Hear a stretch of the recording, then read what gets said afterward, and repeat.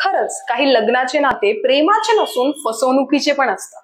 आणि पुरुषांनो, तुमचं घर, संपत्ती आणि तुमचं अगदी घराणंही ह्या गोष्टीमध्ये अटकू शकतं। आणि जेव्हा तुम्ही या सगळ्या गोष्टीमध्ये फससाल, ही गोष्ट तुम्हाला कळेपर्यंत फार उशीर झालेला असेल। होय, एक अशीच लग्नाच्या फसवणुकीची घटना पुण्यातून आपल्या सगळ्यांसमोर येत आहे। एक 32 वर्षीय महिला, जी मूळची अहमदनगर, जे आत्ताचं अहिल्यानगर आहे, तिथं राहणारी होती।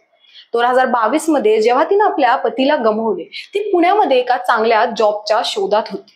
आणि जेव्हा या जॉबच्या शोधामध्ये तिला कोणताही पर्याय राहिला नव्हता, तेव्हाच तिची ओळख 2 महिलांशी झाली।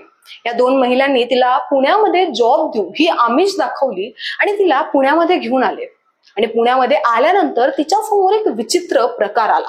तो म्हणजे ह्या 2 महिलांनी तिला सांगितले की तू आता वेगवेगळ्या पुरुषांना भेटायचं, त्यांच्याशी लग्न करायचं आणि त्या लग्नातून किंवा त्यांच्या घरातून जे दागिने आणि पैसे तुझ्या हातात येतील ते घेऊन फरार व्हायचं।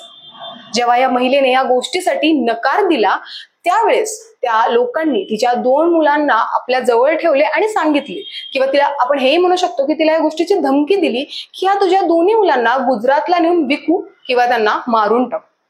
या भीतीने या महिलेने हे काम सुरू केले।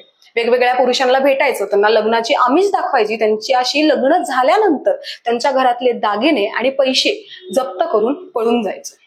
आणि या सगळ्यांमधला एक नकली नवरा जो होता, त्याने ह्या महिलेबद्दल कंप्लेंट केली। आणि त्यावेळेस जेव्हा ही गोष्ट समोर आली पोलिसांच्या, तेव्हा या महिलेला पकडण्यात आले, तेव्हा ही एक पूर्ण टोळी आहे हे आपल्या सगळ्यांना कळण्यात आले।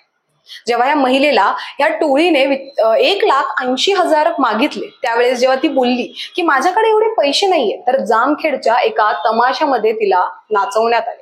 आणि या तमाशामध्ये गेल्यानंतर तिची ओळख अजून बऱ्याच महिलांशी झाली, ज्या तिथं होत्या।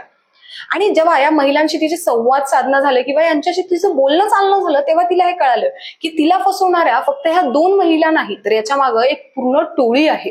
ह्या टोळींचे कामच हे आहे की ज्या महिला आहेत, ज्या शिकलेल्या नाहीयेत किंवा ज्यांना जॉबची गरज आहे, अशा महिलांना फसवायचं, त्यांना इथं आणायचं आणि वेगवेगळ्या पुरुषांची आयुष्य जे आहे ते खराब करायचं, फक्त त्यांच्या दागिन्यांसाठी आणि त्या पैशांसाठी।